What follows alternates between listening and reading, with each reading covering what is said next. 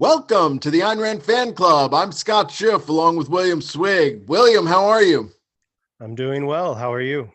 Good, good. And, you had an idea for a show on tolerance, which I thought was a good idea. I should probably disclose I have started working with the Atlas Society. I may be, I'm sure bringing up tolerance. David Kelly's going to come up. I'm not afraid to disagree with him. You're allowed to do that on the open side. Now I'm I'm making light of it, but I look forward. I may be just playing defense a little bit to what you're saying, but I have some ideas on tolerance myself, and I look forward to getting into them with you. Okay, great. And I won't hold your recent employment against you. Very objective. So yeah, I started thinking about this recently again. Of course, I read all of the relevant essays several years ago on this topic about the Kelly ARI split and the issue of tolerating libertarians.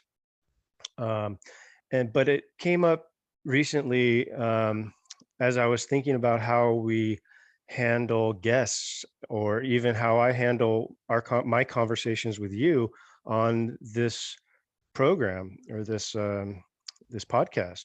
And I was thinking that sometimes a guest, or maybe you, will say something that I disagree with, or even think that if put in practice would be bad.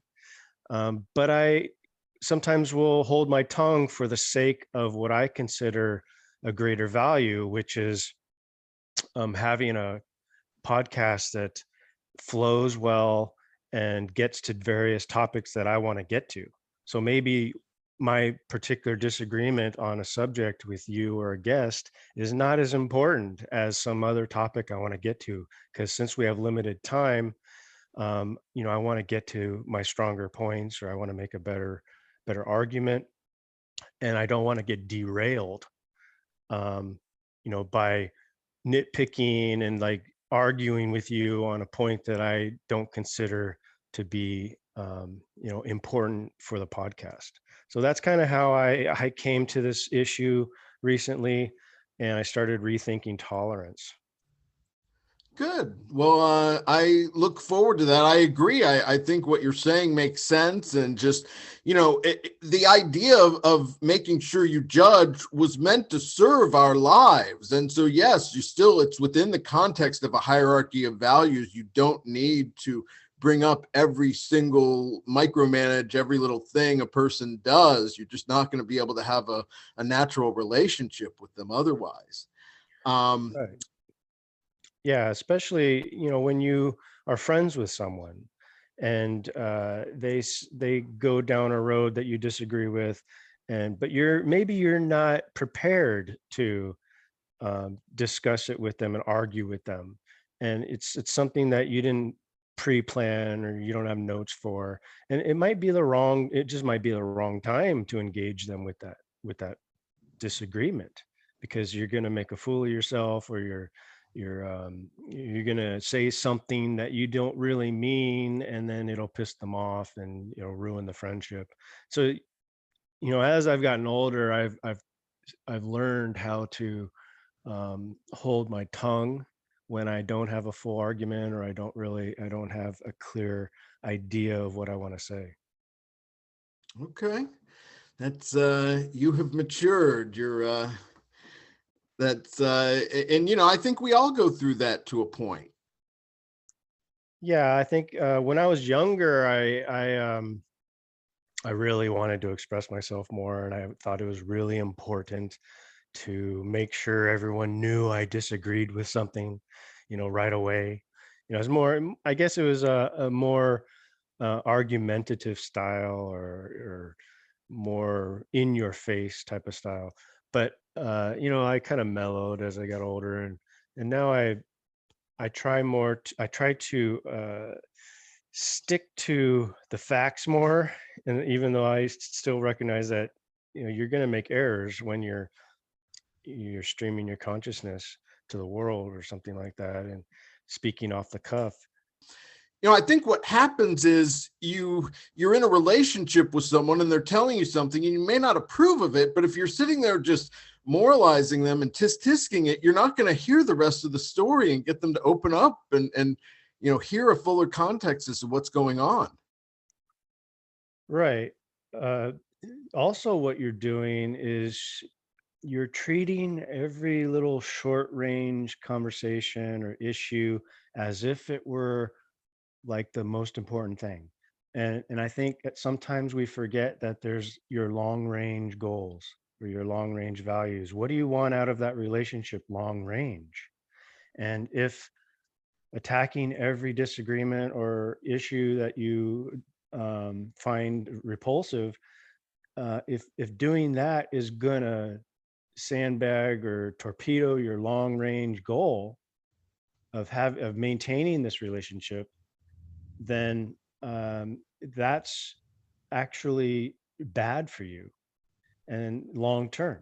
So you want to recognize that your principle for engaging in rational conversation or maintaining a rational or objective um, approach to the conversation should include the fact that you have this long range goal or value that you want to keep.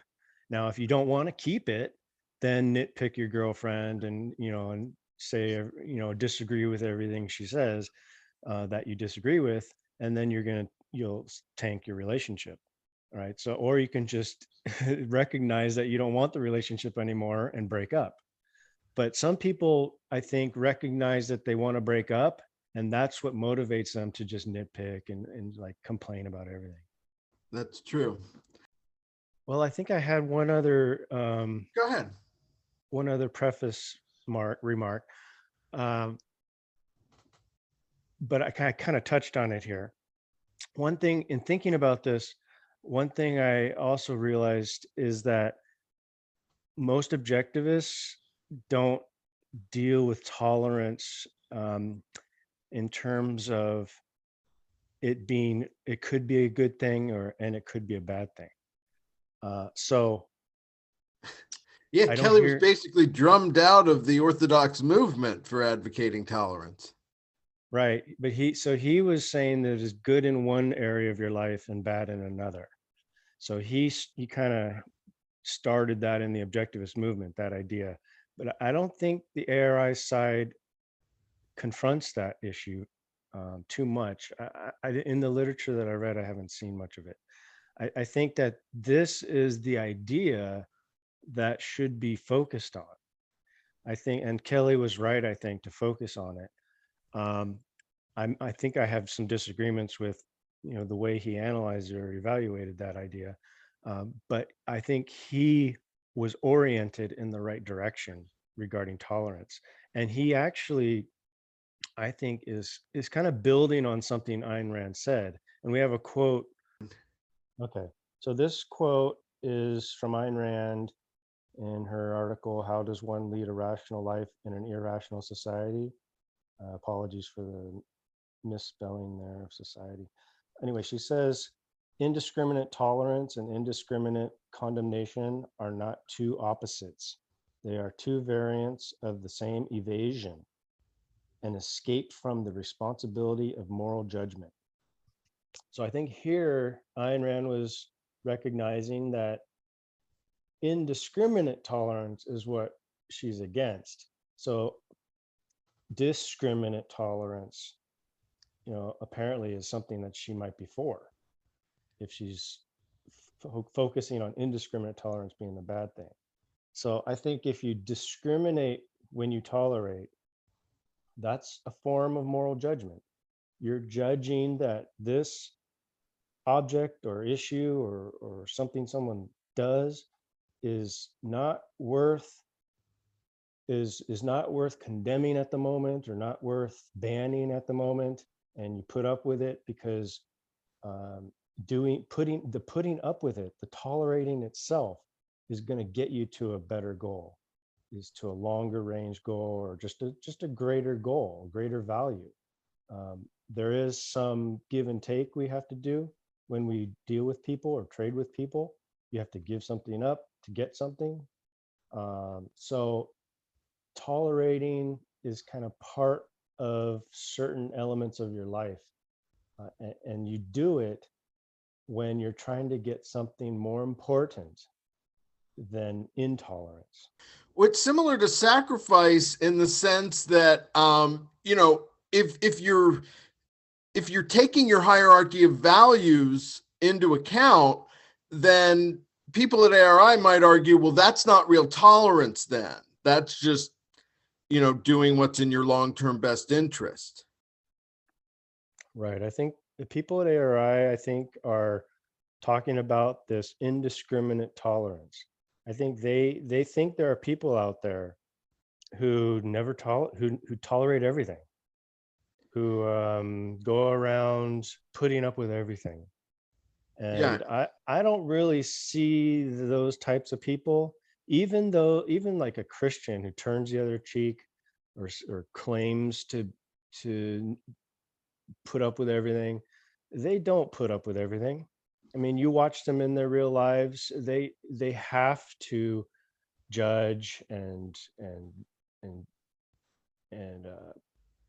you know, distance themselves from certain people, or be intolerant to certain ideas. They don't let you say certain things in their house, or they'll kick you out. Or I mean, even people who say they turn the other cheek, that's not real indiscriminate tolerance. They they don't practice that. What they mean by tolerance is something different than what objectivists mean, what a lot of objectivists mean. So that goes back to blurred distinctions causing trouble, which, that is actually very convenient if you want to drum someone out of movement, to have a blurred distinction. Well, one of the problems I think that um, the ARI type objectivists have is overgeneralizing. Sure. I see this with Yaron Brook a lot. It might be a lack of vocabulary, or lack of chewing an idea, but they resort to um, broad sweeping generalizations. um, and I think we have a quote for that. So this quote, I think, has an example of what I was saying about uh, overgeneralizing. Leonard Peikoff in Fact and Value says, for decades, one-time advocates of objectivism who have turned into champions of tolerance or kindness or compassion have leveled a specific accusation against Ayn Rand and against anyone else who pronounces moral judgment. Kelly, a few years ago, accused Ayn Rand and me of it to my face, and I broke off all relations with him. The accusation is that we are dogmatic moralizers or angry emotionalists. Now, in the middle of that quote, he says, and against anyone else who pronounces moral judgment. So that's like everybody, right? Everybody who makes a moral judgment and tells you about it. So is Kelly actually, doing that? Is he accusing everyone basically of being a dogmatic moralizer? I mean, is Kelly accusing everyone of being a dogmatic moralizer? Yeah. I didn't get that impression. No, but I mean, he probably did say it about Peikoff and Ayn Rand at some point, and just saying that, maybe that needed to be toned down a little bit. I don't know the context. But I think this is from Fact and Value, and what I find fascinating is this is actually where the Kelly Peikoff feud started. And it was years before he was upset at this, before they started coming up with moral justifications, like talking to libertarians, or not hating all academic Marxists more than Stalin, or open closed, or I mean, this is what it really came down to. It was the fact that Kelly called Peikoff a dogmatic moralizer. Yeah. that might be the case for Leonard Peikoff and anyone else who was in his circle at the time. Um, yeah, the libertarian thing didn't even happen yet, right? So he Right. He couldn't. says in the quote he hadn't talked to him, in a couple of years. Yeah.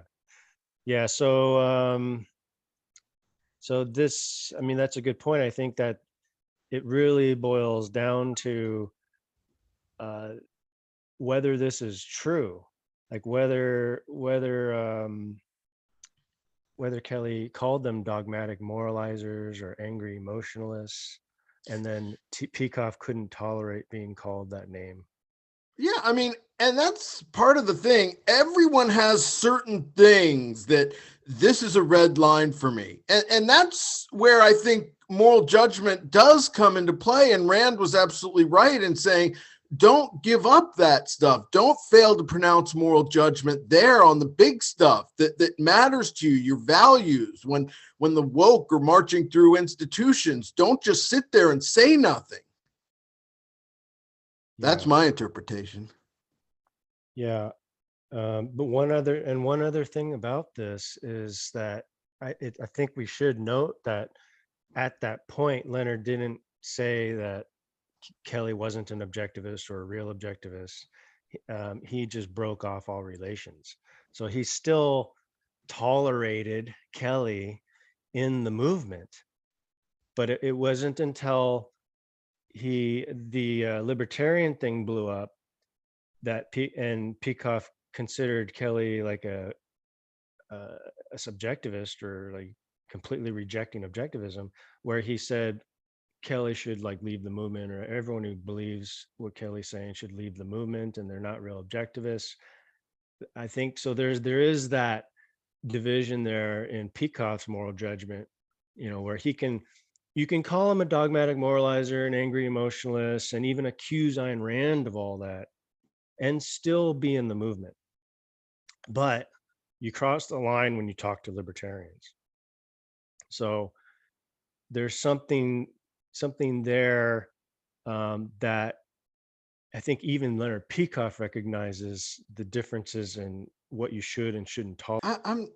I mean, it's great you're giving him the benefit of the doubt, but it's also at least possible that he realized that he couldn't get away with trying to banish him from the movement for calling him an angry emotionalist.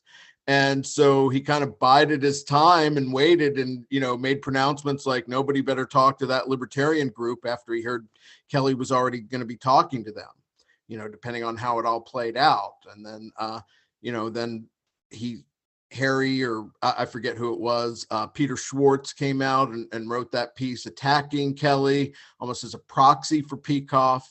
And then, they just used Kelly's response to excuse, kicking him out. Yeah. So I don't know how tolerant he was, or if he was just biding his time. Well, another thing about this quote is that it says years ago, Kelly accused Ayn Rand and me of being a dogmatic moralizer and angry emotionalist. So he clearly even tolerated smearing, like quote unquote, smearing Ayn Rand. So it's a good question to ask, like how much would Peikoff tolerate up to the point of talking to libertarians? Like, where is the line where Peikoff wouldn't tolerate you being in the movement? Like, if he thinks you're smearing Ayn Rand and still tolerates you and doesn't publicly condemn you, then I think that's a substantial thing. Because why would you tolerate someone who like smears Ayn Rand? It's more just the practical issue of saying, I suspect the way that Kelly said it was more about Peikoff than Ayn Rand, which is why he says it separately with that weird language like that. But I mean, yeah, I guess he must have figured that it would not be as feasible or plausible to say that I kicked Kelly out because he thought Rand was could be a bit of a moralizer. Yeah. I mean, we're So speculating, but that's not what he says though, in fact and value, right? Um, he didn't kick Kelly out at that point. right. But he is kind of using it, I guess, as an example, or kind of subtly hinting that it's part of his evaluation. He's using it as evidence for what he's arguing now, in fact and value about Kelly.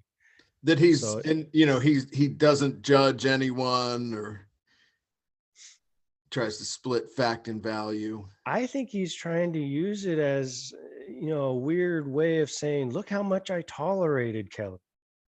It's, but he's not saying tolerance. He's not saying he tolerated Kelly, but in essence, in his words, in his actions, he did. So uh, he thinks breaking off all relations with him um, was enough, but he didn't actually break off all relations, right? Because they were in the same objectivist movement. He didn't say, I'm out of this movement. I'm going to go off my own way and start Peikoff's objectivist movement. You can have anyone who wants to stay behind can be in Kelly's objectivist movement. He didn't break off all relations. They were related by the objectivist movement and ARI. So I think there's a I'm not problem. Yeah, go ahead. I just don't think that's the strongest argument against it. I think it's more that he was not entirely clear about what motivated him against Kelly. I Then don't know. because Don't you think it was kind of clear in the article that he thought Kelly wasn't a true objectivist and that he was sanctioning? He basically agreed with Schwartz. just I guess because I've had so many other objectivists throw the same kind of generalized charges at me during the course of a regular argument that it's like boilerplate for what you do when you want to excommunicate someone from your life. You're Maybe. dishonest, you're a pragmatist, you're a mercantilist. Yeah, maybe, but I'm not sure Peikoff was on a bandwagon. I think he was coming up with his own arguments. They might not be right, but I don't think he was just mimicking what someone else was saying. Like he's not like a Yaron Brook who just No, goes he off was and just in mimics what some way he's the one who set up those generalized insults that other people then used. Right, yeah. I think he came up with the more sophisticated arguments against Kelly. Um, Schwartz started it, but Schwartz didn't go deep enough, I don't think, for Peikoff's satisfaction. I think Peikoff thinks he saw more in what Kelly was saying, because at that point Kelly had responded to Schwartz, right? So when Kelly responded with on sanctions, what was it called? I forgot the name of it already. You're talking about Kelly's piece? Yeah. A question of sanction? Yeah, a question of sanctions. Sorry, it slipped my mind. When he wrote that piece, then Leonard came back with fact and value. So Right. I think after Schwartz started the initial conflict or position against Kelly, then you got the Kelly and Peikoff papers. Yeah, well, they say that it was because part of it was that Kelly, by mimeographing those copies of A Question of Sanction and sending them out to other objectivist intellectuals, that in itself was a challenge to Peikoff. And something similar happened in 2010, if you remember, with McCaskey, when he criticized David Harriman's book on induction, and Peikoff basically said, I mean, I don't have to explain my position with the Ayn Rand Institute, and when someone challenges me like that, one of us has to go. And they got rid of McCaskey. Yeah, it's very similar. there are certain elements that seem related. I think in initially with Kelly, we learned in Fact and Value that he broke off all relations with Kelly after that private exchange. Um, but then when Kelly went public, then it became a big schism. With McCaskey, it wasn't I, it wasn't so private. It was more a board ARI board level thing, and then it went public. So I don't know what happened at the ARI board level with Kelly, if anything. So At yeah, least part of it had to do with McCaskey doing a book review on Amazon. So at least that part was public. but that came later, I think. Right? He didn't write the Amazon book review before he got booted out. I'm not sure. Yeah, I think that came later. What really um, troubled Peikoff was that McCaskey was criticizing the book to like in a private forum of objectivists who were discussing the book, and then Peikoff heard about it from people in that forum, and then that kind of he said, "Oh, well, who else is he telling these things to?" And it became a tangled affair where Peikoff didn't know how widespread McCaskey was criticizing the book. Yeah, I mean, I don't know if how widespread it is the best standard to use. Yeah, I mean, obviously, how true it is the Right. standard. Like, is the criticism accurate? One of the problems I have with these schisms is that once they write their papers, like there's usually one or two exchanges back and forth, and then they just stop. And so they don't respond to like secondary criticisms. Like other people will chime in and have opinions, but you don't get anything else from the primary people involved. And so it's like the thinking on the topic stops. Yeah, there's a terrible lack of debate, and that's one of the things that happened when you say, I'm not going to morally tolerate you, means I don't have to debate you. Yeah, because then you're sanctioning evil. Like, so Peikoff had to go to the extreme of calling Kelly evil, so then he didn't have to respond to him or deal with him ever again. Right. And he said that. He said, because Truth and Toleration came out as a response to Fact and Value, but Peikoff said he wasn't going to do any more responses, and that that was the template, that if people before Fact and Value were confused, but they saw what he said in Fact and Value is true, then he wiped the slate clean. But if you still agreed with Kelly, basically, he wanted you to leave the movement, which, according to ARI now, is just this educational organization. And there's no movement anyway.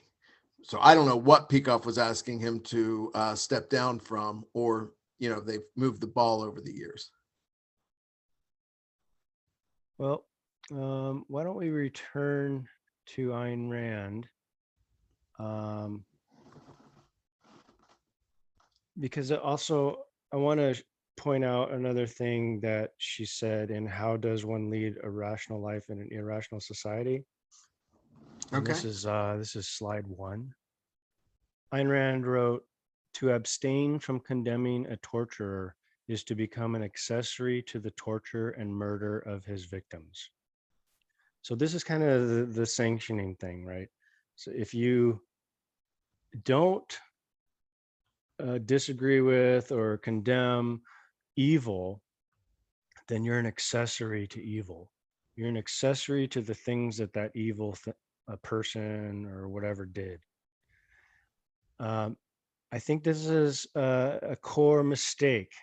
I don't think you become an accessory to what the torturer did. What you're doing, because all you're doing is abstaining from condemning the torturer. You're not there at the moment watching it happen, or you're not even like after the fact helping them, escape justice or something like that.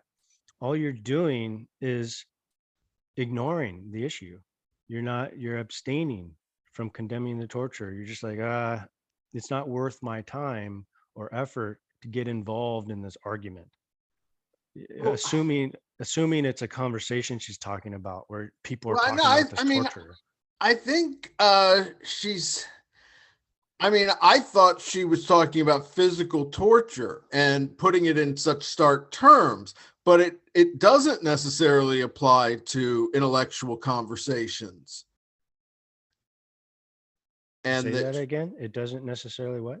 apply to intellectual conversations. This goes back to the David Kelly thing about whether or not an academic Marxist is, more evil than Stalin, or if Kant was more evil than Stalin. Well, so in that case, if you don't condemn an academic Marxist, you're guilty of being accessory to what that Marxist does. Well, that's a question, and this is something that's a little bit debatable through her writing. Something that I've seen even many of her fans bristle at was, for example, the treatment of the description of the victims of the tunnel disaster. And I've seen it presented where she was putting them in order of their moral culpability, and it seems particularly and it's I think some sort of academic is considered the worst one. And so that becomes fair. I mean, I think she gives her own model to where you can't just say whether or not you're an academic makes you the most virtuous or the most vicious person. And it's just so really you've got the paragons of virtue and vice at the philosophy departments across the world. Yeah. So this is an example, I think, of another example of not recognizing the short term versus the long term value. So she's making a general sweeping statement here. If you abstain from condemning a torture, then you're an accessory. But I can see examples of where speaking up and condemning the torturer may get you killed or may get your family killed or something like that. And so your long-term value of survival and keeping your family alive might be more important than condemning the torturer. Well, yeah, in a case where society's actually gotten that bad, that does make sense, but it opens all sorts of nuance. I mean, that could become a justification for caving to cancel culture. Right. Yeah. Well, what I'm saying is that these Some of that gets virtues, to what the sanction of the victim. what I'm saying is that these virtues like tolerance and even honesty, they have limits and if you surpass the limit, it becomes a vice because your life is the standard. Not honesty isn't the standard of all action. Um, Maintaining your life, gaining and maintaining your life is the moral standard. So what I think is happening is in some of these cases, the virtues get replace the moral standard, and so you get dogmas like you should always condemn a torturer, you should always tell the truth, when in certain cases that's not the objective good thing to do. Well, principles are contextual. That's what, and when you don't make them contextual, that's what leads to rationalism of just these principles that are just looked at. And, if like I come from Jewish ancestry, so I mean, we were getting our butts kicked across Europe for the last 1,000 years, and yes, there were stories of like, Jews during the Inquisition where they consciously made a decision to pretend that they weren't Jews to protect them from, being burned alive. And if that's what you're doing, and you know what you're doing, and you're conscious of it, that's not a sanction. It's when there's pressure on you to just go along with what society's doing, so they don't call you, a bigot or whatever else, and you decide that it's not because I'm scared. It's because these people are right. And you kind of convince yourself of that. And it's tough to tell when, that's actually happening with any individual, but that's an example when that's the evasion, when you're kind of trying to self-censorship and making yourself go along with the fact that it was your own idea to punch right, to stay safe from the wokies. Yeah, I mean, I can see what you're talking about. Um, I just think that it's more important to focus on the particular cases. So when you're judging somebody, you're not judging them based on what would be good for everybody. You're judging them on based on what is good for them. So that's why it's so hard to judge somebody, because you don't have their full context. So I think even in But extreme we have to make cases, judgments with what we have, and we do. we have to make judgments for what's good and bad for you, but you don't Right. have to sit around and talk about what's good and bad for everybody.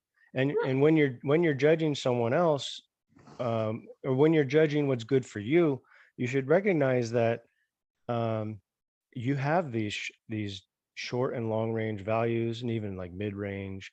Your values go across a spectrum of importance over a time period. So I think that's kind of what's lacking. Basically that's my main point, is that there's a certain there's a certain point along that spectrum of values where certain virtues become vices. It's like it's a virtue up to a certain point, like honesty is a virtue up to a certain point, and then if it involves um, you know risking your life by telling the truth, then you got to start thinking about, is it worth it? Is it worth telling this person the truth? Is he potentially going to use that against me? I don't think um, there's much contention on that point, even among the closed folks. right, but I don't think so. We kind of understand it, with certain virtues but not with others. As much as I appreciate her, wanting people to judge, to praise good and damn evil, that's good for civilization generally. I think what happened in practice, there was conflating not only between moral issues and Ayn Rand's personal preferences, like even her musical tastes, but also what you were alluding to, that there's only one right way to interpret facts. This kind of universal, and that everyone that's not seeing things the same way that we are, it represents some sort of moral failing on their part. Well, we have to recognize people's context. Other people have different contexts of knowledge. So there might be one way to interpret um, reality for you, but for someone else, they may come to a different interpretation because they have a different context of knowledge. They might be either at a lower objective level where basically what they're interpreting is true, but and then you're at a higher level and you understand more, on top of what that other person understood. Or it could be that they're under a false assumption about reality, and so they believe it, and to them the facts kind of fit it, but they don't have a certain fact that you have, and so you're able to recognize that their belief is wrong. um, so people do have, um, it's not the case where you always know that you have the fact. Sometimes if you think you have the fact, but you actually are wrong, it's because you're under a false assumption. So I don't know if that answers your point. I mean, I think, yeah, you're really talking about the fact that most everything is contextual, and you need to take all that into account in dealing with actual human relations. Right.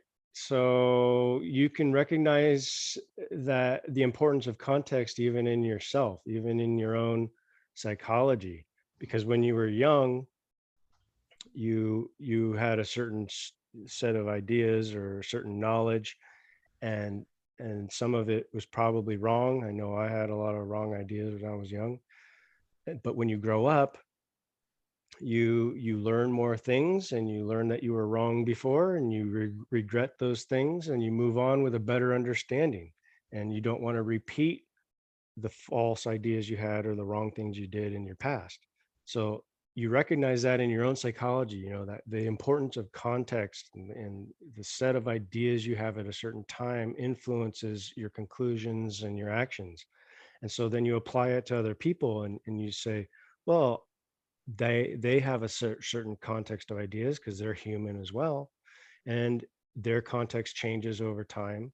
So you should recognize that context is, a critical aspect of evaluating people. Yes.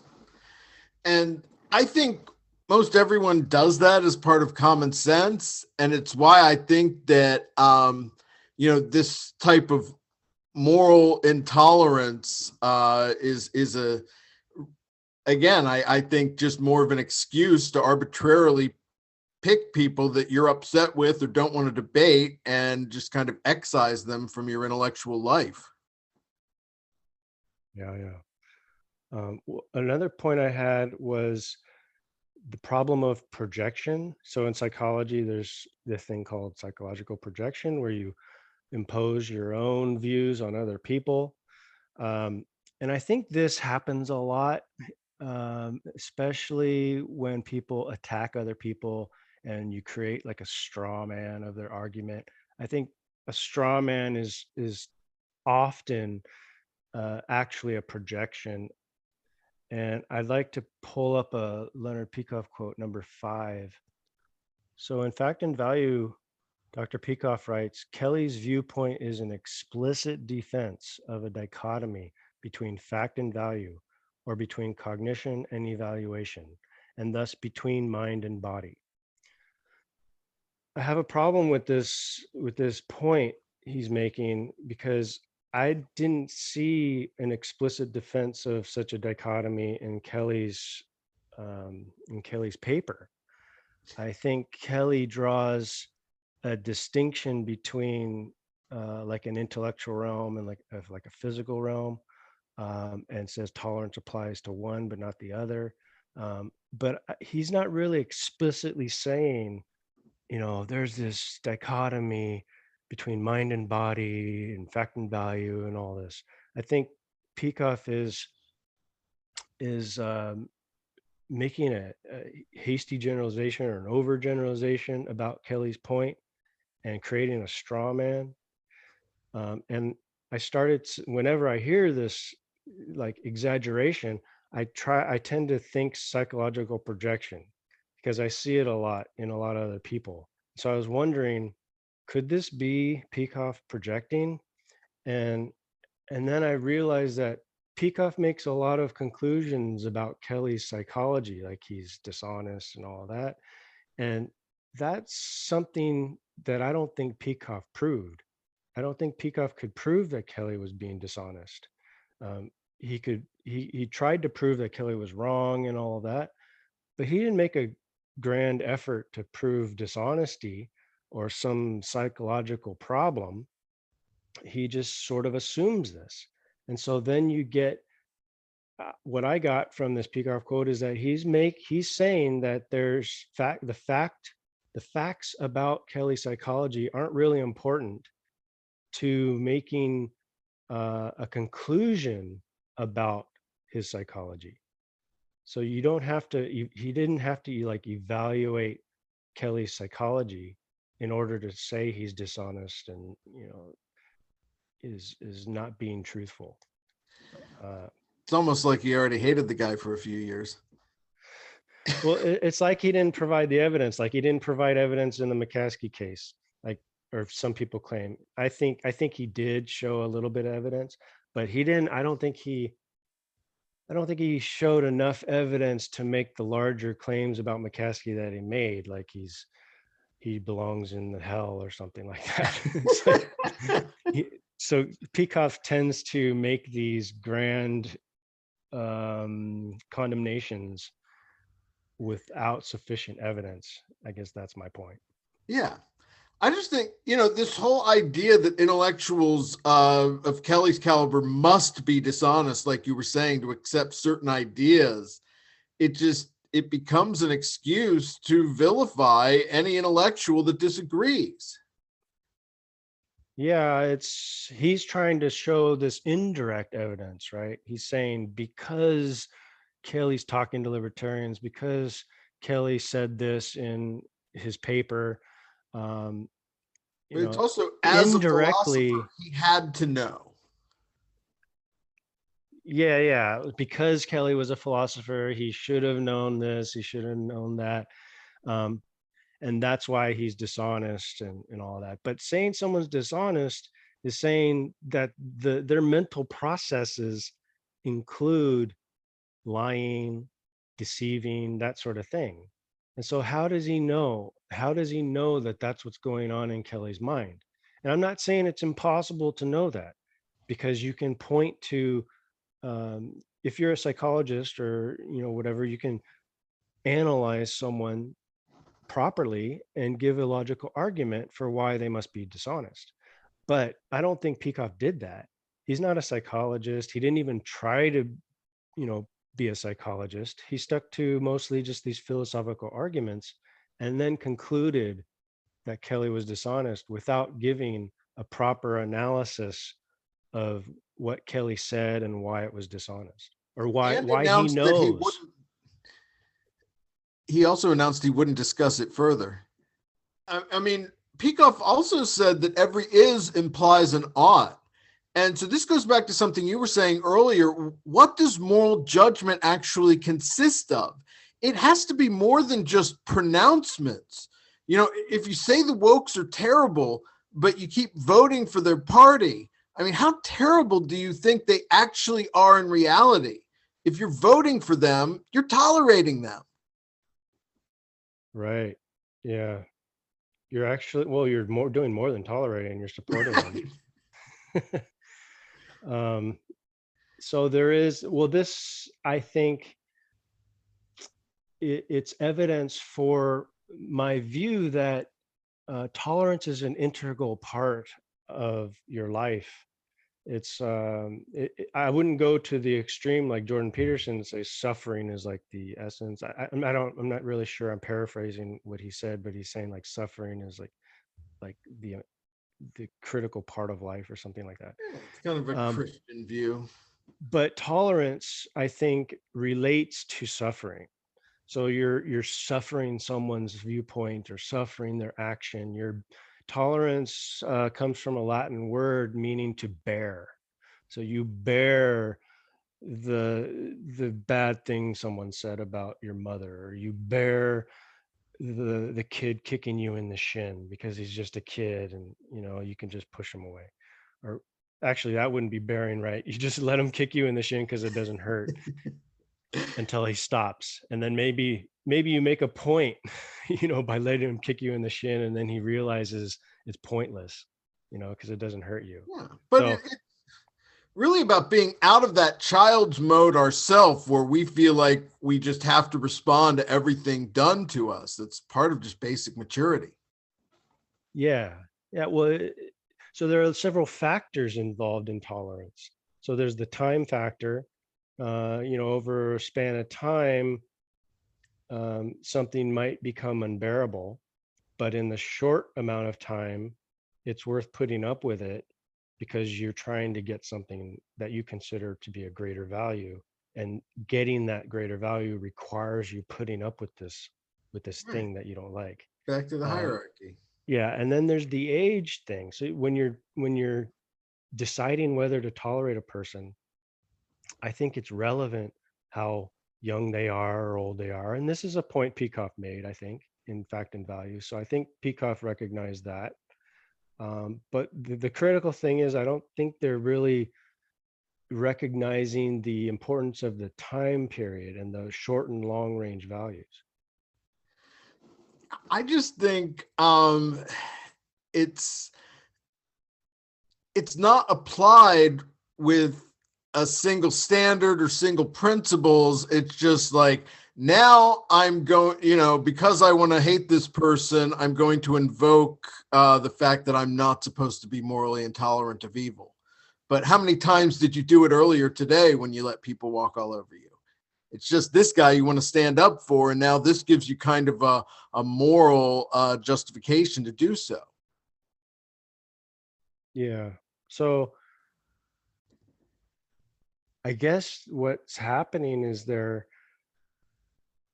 have a hierarchy of values, and they've decided that something, a certain thing or action, a certain statement or action is just intolerable. Like that's their view. And then they have to, come up with some reason for why it's intolerable. When, if they're challenged, then they have to come up with some reason. Let's say that they were intolerant towards someone because they don't really care about that person. And then they come up with all these rationalizations or excuses for why it was correct to reject them or condemn them. But then they face a friend or someone they value who's saying maybe the same exact thing, Right. and they don't want to spoil that relationship. And so then they have to face objective reality. They have to face the fact that there's this long-term value in their friend and this short-term vice, and they might have to tolerate what's being said in order to maintain that relationship long term. So I think there's some aspect of reality that they have to value in order to recognize tolerance as a virtue. I think that makes sense. I do think there can even be basic objectivity in treating people differently, saying the same thing, depending on, the context of what you know about them, or, what they've done to you in the past. But that, yes, ultimately we should, objectivity, all those other things being equal, should be about going ahead and trying to have a similar reaction to the same things, assuming it's not a friend or someone that, you have some relationship with that's mitigating. Right. Well, the basic principle is objectivity, rationality. So I'm saying that you don't dispense with rationality or objectivity. You use it to recognize when tolerance becomes a virtue or a vice. So there, I think, just like telling the truth can be a virtue or vice, tolerance can be a virtue or vice. Maybe it would be a good time to move on to David Kelly. What do you Okay. think? Let's pull up quote number 6. Okay, so this is a quote from A Question of Sanction. He says, "Tolerance is not a virtue where evil is concerned. Evil flourishes by the tolerance of good people, but it is a virtue in the cognitive realm." Now, like I said before, I think Kelly was right to start to focus on tolerance and to recognize that it is good in some cases and bad in other cases. But I think um, he's saying that tolerance is not a virtue where evil is concerned. Um, I would submit that even in cases where evil is concerned, tolerance can be a virtue. And it's the reason why it can be a virtue is because you have those long range goals, like surviving and living and saving your family and stuff like that. And so even where evil is concerned, you might have to tolerate it. So I think Kelly's incorrect in limiting tolerance to the intellectual or cognitive realm. I think he's And just trying to make a distinction and conceding that it's important. Back to Rand's point, that it is important to confront evil. Now, what level of evil deserves what level of response? And I don't think bowing to like safety concerns because you're in a semi-authoritarian society necessarily represents tolerance so much as just a survival mode. yeah, it occurs to me that this relates to emergencies, because when you're in an emergency, like someone's threatening your family, that's kind of a scenario where I'm thinking tolerance is a virtue. Um, so we may have to do an exploration on emergency cases and whether morality applies to emergency cases, or how do you apply your standards of morality to these such emergencies where where virtues can become vices. So if Rand Kelly's taught, has an essay on the ethics of emergencies. yeah, I know, and that would be a good one to explore. Um, Okay. so if Kelly's only talking about normal situations, then what do you do when your normal situation is basically borderline emergency? Like if you're in a dictatorship, what do you do? Like, how do you apply tolerance? How do you apply all your virtues or morals? It's a much broader issue. I mean, what do you do as you're slowly moving towards dictatorships? Exactly. And even when these papers were written in the 80s and 90s, um, Rand was saying that we're basically fascists, like we're moving towards fascism. And she was calling the president evil and bad and all that. So if you've got, and the culture to her was moving towards evil. So even in that context where they were writing these papers, they were surrounded, in the objectivist view, they were surrounded by a basically evil culture, or at least partly semi-evil. So, and that's a mixed case, and we can talk about mixed cases too. But what do you do when you're surrounded by a lot of evil and you have to deal with it on a daily basis? Yeah. And I that is still something that every person has to go through. And, your ability to introspect objectively is probably going to determine the course of your life. And, depending on if there's enough people that are just going to not stand up to it, then it's probably going to continue. Yeah. Yeah, and in his book Unrugged Individualism, Kelly also discusses tolerance. Maybe we can pull up slide 7. It says tolerance is an important intellectual virtue, but it pertains specifically to the realm of ideas, to matters of conviction and controversy, which constitute only one department of our relationships with others. Tolerance, in this sense, lacks the generality of civility, sensitivity, and generosity, which apply to all the values we gained through trade. So here he's kind of reinforcing his idea that tolerance is only a virtue in the intellectual realm, and it's not a general virtue, um, like like he says civility and the others are. I mean, you seem to have gone like so far in the other direction because now you're saying, you know, Kelly isn't tolerant enough. Yeah. Well, that's kind of, well, it's not that he's not tolerant enough, it's that his principle is not broad enough. He I may, think in it's his a real fair life, distinction. He's saying that you still need to call out evil actions. And it's just that when you're actually talking to intellectuals, even an academic Marxist, you don't like blow up the philosophy department like it's Cortland Holmes because the guy's a Marxist. well, I recognize that as a extreme example, but so I think that I think Kelly's on the right track.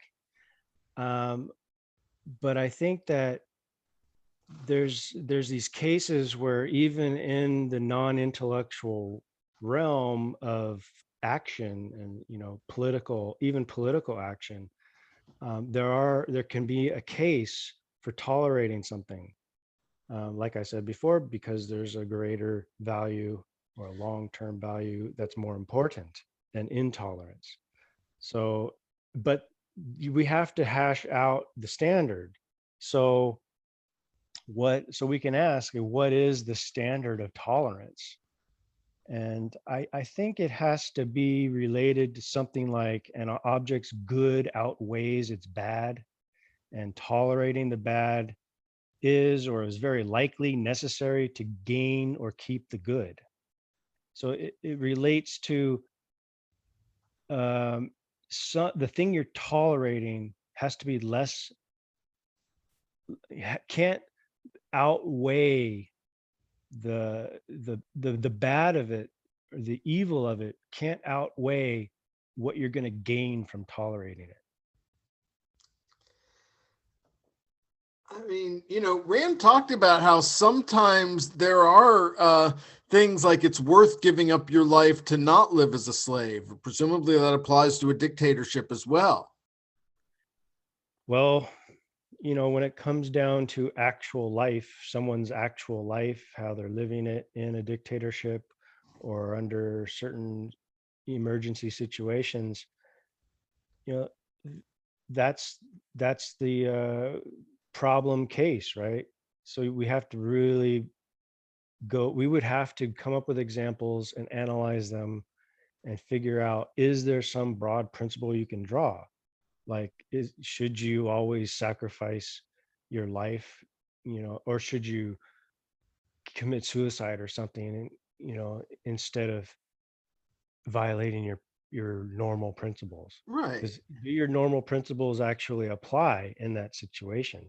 Or has, like I'm trying to argue, has it switched where now you should do something different or even the opposite, um, to survive? So the goal would be to survive. But if there's no survival in sight, that's an extreme case. Then what do you do? Then you've got to make use of what life you have remaining. And how do you do that? And so tolerating, like, if you're not going to survive long term, but maybe you're going to die in a month, or you only have like a month to live, and there's some crew that has your girlfriend or something, and they're going to kill her or they're going to kill you in a month. What do you do? Like, do you spend that time trying to free her, or do you accept that you have to give your life up for her?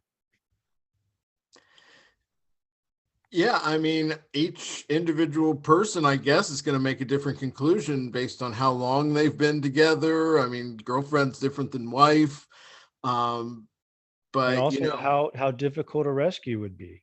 Like, yeah, but I, like, I mean, I can think of a much more stark example of what you're talking about on 9/11. These people that jumped out of the window to get a few extra seconds of life. I think they were trying to escape, just a burning death, right? They'd Yeah, rather they were they'd rather intolerant have their to fire. body. They probably thought their body would like remain intact if they flew out the window or something like that.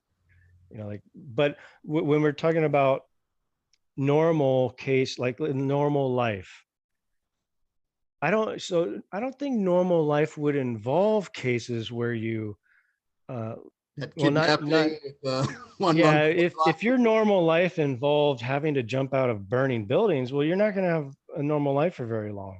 Right. So normal life is up to the point of the dictatorship or the emergency or the catastrophe, causing your imminent death. But So I yeah, just go don't ahead. think your standard is taking into account like a slow boil approach where dictatorship is coming slowly over time. And is there one point at which you flip a switch? Well, what do you think? Like, yeah, so like, let's say we're in a situation kind of like we are now, where we have this, apparently over several decades, we've been heading towards a fascist dictatorship. Um, at what point during this history should we or could we have done something? Yeah, and I don't think it's necessarily too late. I mean, we don't know exactly how things are going to shake out or what new forces are going to rise. I think you probably have to end up putting some of your, what you're willing to go to bat for about your personal life and things directly related to you and your family. And then there's another realm where you're talking about, time that you want to spend on trying to make the culture move in a better direction, just as kind of like a rational expression of gratitude, since, we've all benefited from living in the modern times. Yeah, I think you do have to make it personal because obviously it's your life. So you want to live your life to be happy and do what you can do. So a lot of that involves being realistic in what you can achieve. If you're talking about joining a movement and trying to change the culture, like what can you do? And for me, it's talking to other people about the right principles and philosophy, and also it involves some political action. So I think when we're facing an emergency like an impending fascism, I think it's time to pick a side in the culture war, and that involves tolerating something. So when there's no threat of a dictatorship, you might not tolerate libertarians or Republicans, and you might just flip flop your vote depending on which president you personally like each election year. But when you're facing this emergency coming and you have to choose a side and you have to choose the less evil side, and that involves tolerance. So, in order to get along with the less evil side, you're going to have to tolerate some of their evil because you're trying to. It's more You're important not to even prevent. tolerating it. You're putting it within the scope of context and your hierarchy to say, yeah, I don't agree with them on the religious stuff, but you know what? They're actually better than this new religion. That's a legitimate value judgment. Yeah, and that could be a reason to just get along with them. Right. And to just not focus on trying to convert them. Right, but I'm saying you're long. One of the reasons why you do that is because you have this longer term goal of stopping the fascism from happening, of trying to prevent that evil from occurring. It's Yeah, I mean, so it I would be see that more. coming, but what are the criteria for when it's gotten to that point? Are we there now? What was the tripping point? Well, for me, it was recognizing that the left is just completely evil. Just there's nothing there. You're being very intolerant. Yeah, there's nothing there to work with. They're definitely not the less evil. Well, for me, it's They're that, yeah, the religion on the rise is, going back to the momentum argument. That's what makes them a bigger threat, and that they haven't been around and been forced to compromise with reality for 2,000 years to make their mysticism, more dampened. And they actually believe they can, like, you know, uh, cut the food supply to make us all eat impossible meat. yeah, they're basically already in takeover mode. They're in dictatorial mode. They and like you say, they haven't been moderated or mitigated by history by having their ideology fail over and over. So theocracies failed over and over and over, and we finally got some sort of republic democracy in America. And so I think in America, religion is pretty dead, and it's not. I don't think there's a huge threat of a theocracy. What the threat is some blending of like democracy and socialism, like we get with AOC and her ilk. And that's the real threat, is this new thing that's forming, and this new beast that's coming after us and trying to take over everything. And so I think we have on the right, we basically have um, some libertarian minded people that we can work with who like Ayn Rand, who sympathize with her, who read her books. um, we can use that as a foothold in the door, and start teaching them what we have to teach. And in doing that, we're just going to have to ignore some of what they say and some of what they do, and focus on our mission to convert them to certain ideas. Yeah, I mean, the problem is not all objectivists are even agreed on the bigger threat in the culture wars.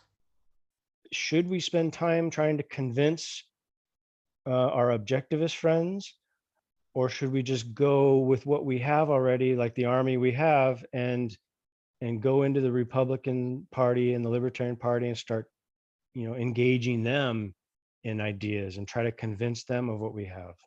Well, to some extent, yes, I do think it makes sense to just leave them behind. But, part of the reason that Kelly was drummed out of the movement, the charge against him was that he was misrepresenting Rand's ideas. And so now at the point that we see these people, saying that, oh, we just, I'm more worried about the right and the culture wars and the, woke's on its last legs. And I mean, that is misrepresenting Rand's ideas to me, because it's basic evasion, and it's a way of, Yaron has this whole convoluted thing about he's using the dim hypothesis to, justify seeing the right as a greater threat, even though, as we've discussed, Peikoff is now voting for Republicans regularly. And, but in that same sense, he, he's using Peikoff and Rand as this excuse to say that the wokes can't win, and therefore, he's right to keep punching right. And so in that type of sense, no, I'm not just going to let it go. No. Well, I don't understand exactly why he thinks the left can't win or the wokes can't win. I'll tell mean, you, they've I'll been tell you my winning. speculation. It's Yeah. because if you say that, they're not the threat, you don't have to fight them. So he doesn't have anything more substantial than that. No, it's this whole convoluted thing about it's not the HR departments, it's the reaction to woke HR departments, and it's that there's going to be. I mean, and look, I understand the argument that there might be some illiberal right that comes up, or that's even forming to some extent, but it's going to be because nobody else does anything to stand up to the left. I want there to be this more classical liberal voice, challenging it as the best way to thwart this illiberal right. But it only works if you're willing to take the slings and arrows that come from actually standing up to these wokies. Yeah. Well, I think I said this before. I think there's strength in numbers to a certain extent. Quality is important, but numbers are important as well. And so if we add our numbers, if we have a few thousand intellectual types to join in with the right wing, that may be what the right wing needs to come up with arguments to counter the left and win over the left. If we can inject that amount of conversation into the right wing orbit, that might be what it takes to And win this I've been culture happy war. with the Mises Caucus. I mean, it's not even about the right; it's wherever that energy goes that's willing to be a voice of freedom against the woke march through the institutions. And I think there's a lot of Republicans that would leave the party if they end up giving it back to the Mitch McConnells and Jeb Bushes. Our objectivist friends who still believe that the right is the greater evil or threat, they do raise an interesting question, which is, how much are we going to tolerate on the right? Is there a point where we will give up even on the right wing and join some third party movement, or give up entirely?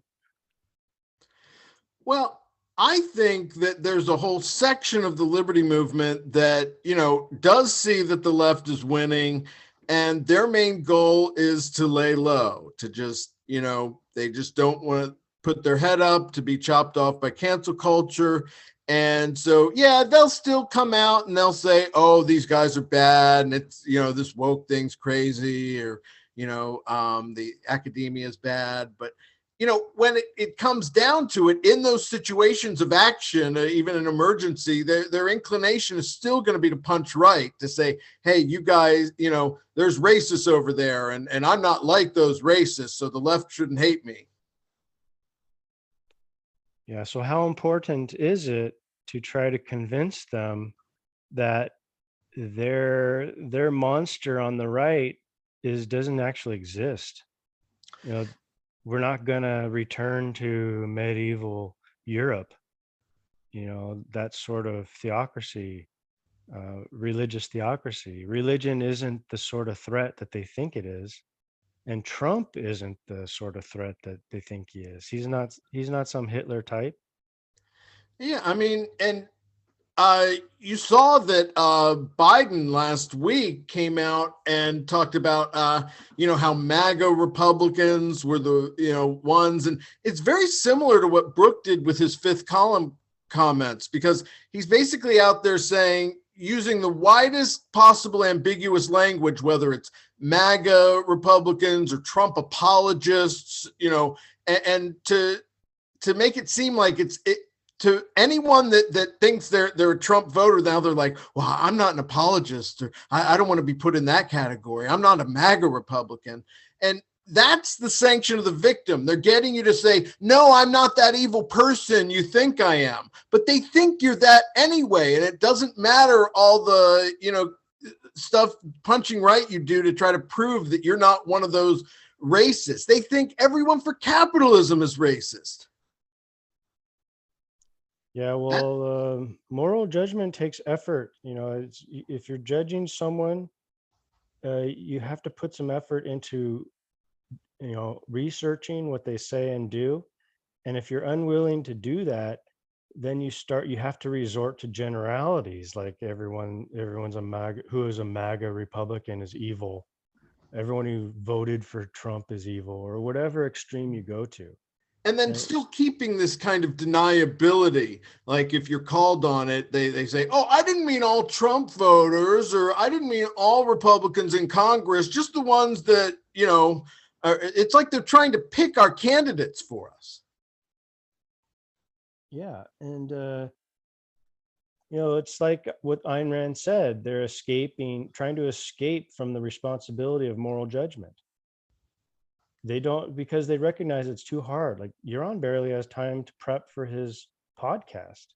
How is he going to find time to morally judge me? So I just become disgusting. Like, I point out some bullshit he says about the trans movement. And then, so I'm disgusting because I disagree with him, or I pointed out something. He doesn't actually take the time to morally judge me, or usually it's some broad sweeping condemnation, like you're dishonest, you're disgusting. I don't know what else he says. Yeah, we have some clips of him saying some stuff about us. I think we should make that our next show. Okay. might be time for a response. That's right. We can't tolerate it anymore. That's the spirit. Nah, but I really don't care about these broad sweeping moral condemnations that he makes. I just care about pointing out facts. And I'm actually sad that he doesn't respond with any sort of factual response. But it's because that's part of being like in this kind of leader of a movement place. It's like that part of staying in power is not responding to every, thing, or maybe any of it, and just ignoring it and hope it goes away. Well, when you get in the weeds, you become like a laborer, like, lower class or something. So maybe he thinks he's got to stay above the muck. Hey, in fairness, he does take super chat questions, so. Yeah, but he gets money for that. So if you pay him, you can criticize him. And then Right. but even then, I don't think the super chatters get their money's worth. Whenever I tune in, he's getting questions that he's either not qualified for to answer, or he just gives some bullshit response that I guess maybe it depends on the money level. If you give him $500, maybe he'll do an episode The on your trick is you question. got to engage him while he's answering your question if you want that, response and that second level answer. Yeah, well, I think there's a little more to it, but I won't give away my secrets. So I think one issue I want to bring up is levels of toleration, because when we discuss toleration in the objectivist movement, regarding the papers, by Kelly and Peikoff and Schwartz, we rarely talk about the different levels with which you can tolerate something. And one of the examples often mentioned is the academic Marxist and whether you should tolerate him. But we don't talk about, like, how should you not tolerate him, or how should you tolerate him? Right. um, because he's an academic Marxist. So assuming that he's writing papers on Marxism, or he's lecturing on Marxism, or teaching it, he's not merely a friend who's spouting Marxist ideas at you. So should you tolerate a professor versus us, teaching a Marxism, versus tolerating a friend who's just, bringing up some ideas that are Marxist?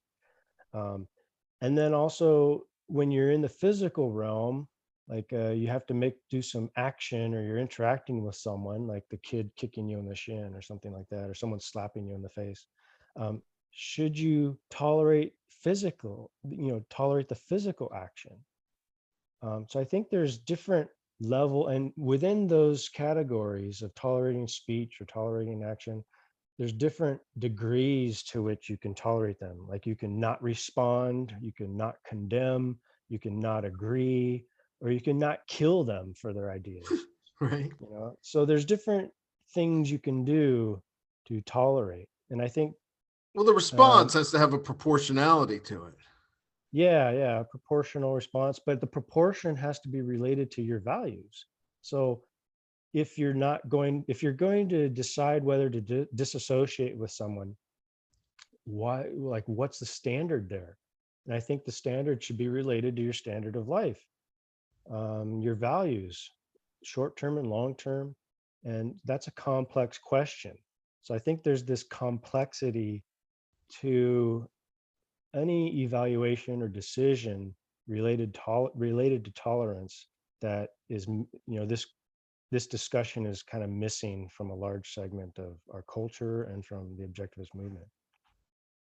Yeah, well, I mean, after vilifying Kelly for being a champion of tolerance and toleration, at least in the cognitive realm, isn't that going to quell some other people bringing it up? Probably, like, the influence that Peikoff has and ARI has, is significant. And I think that is probably another factor they should consider in their decisions whether to condemn someone. Yeah, I mean, I don't expect them to really change. That's practically a tenet of faith for them. Well, yeah, is it ARI's mission to condemn, you know, people that they think are not good objectivists? Um, I don't know. Maybe it is, but is that a long-term value for ARI? You know, I don't know. That's something they have to decide for themselves. honestly, they use this whole concept of confusion that they don't want to be confused with other philosophies, but it became an excuse to have more vitriol against those closest to you, like David Kelly or the libertarians, or even the Brandons to some extent, when there's a sense of betrayal. I mean, they it's a good way to have something negative to say about intellectual competition. I think that goes back to why she really hated libertarians. She saw them as kind of just stealing her ideas. Yeah.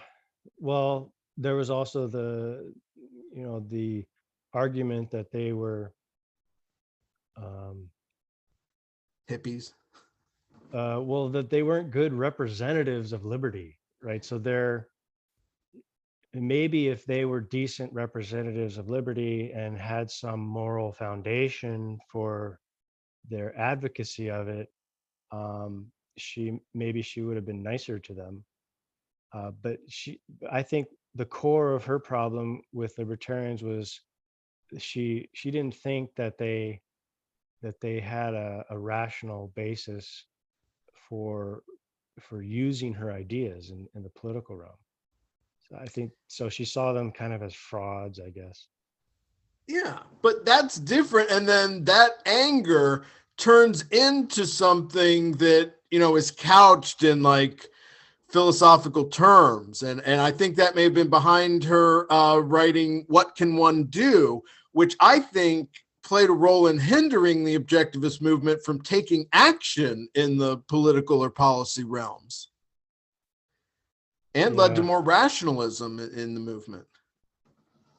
I think she was older at this point. Maybe she was, less enthusiastic about getting involved in politics. Right. She had what she considered to be, some bad experience with the conservatives, and she left that movement, after taking part in it.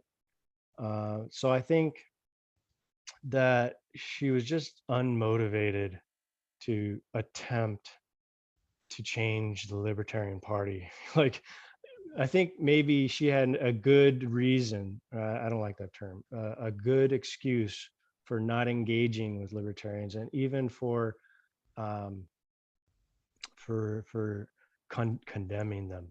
But we're several decades later, and the libertarians have changed, and the conservatives have changed, The and the culture's changed. culture, yeah, the culture has changed. The left has become this, to me, the most important thing we need to confront and destroy.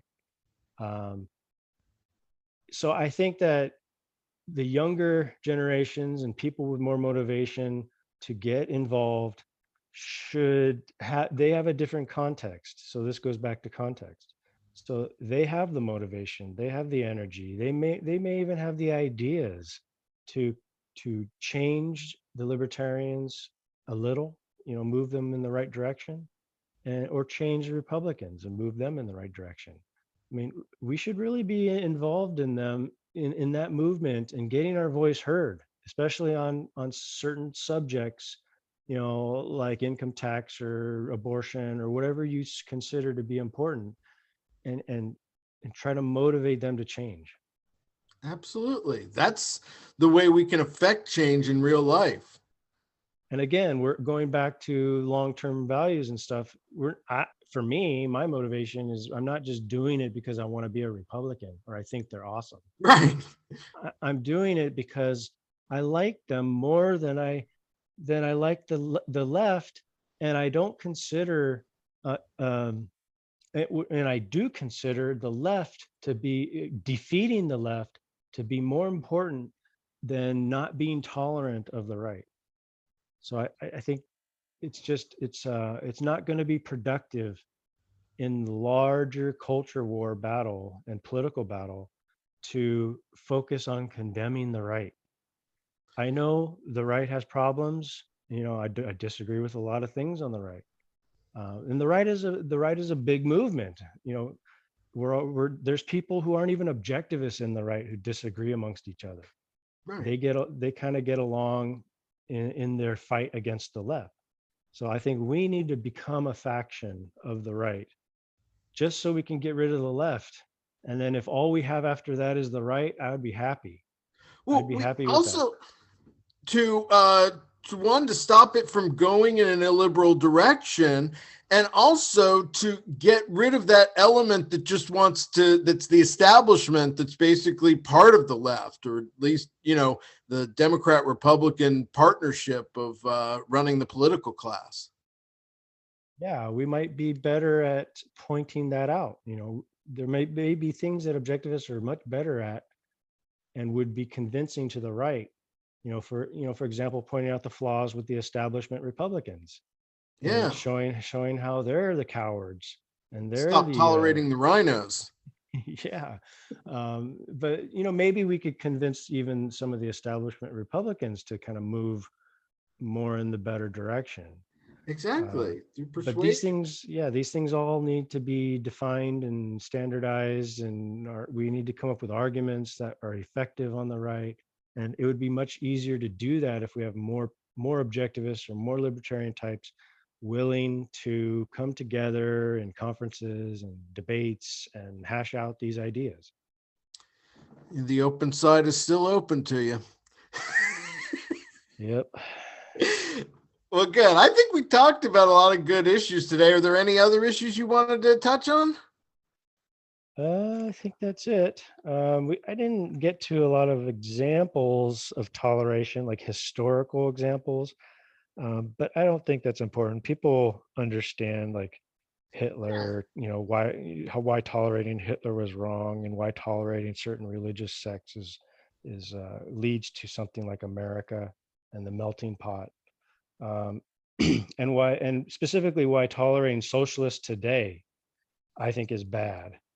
And one thing is, Iran gloats about like he debates the left all the time.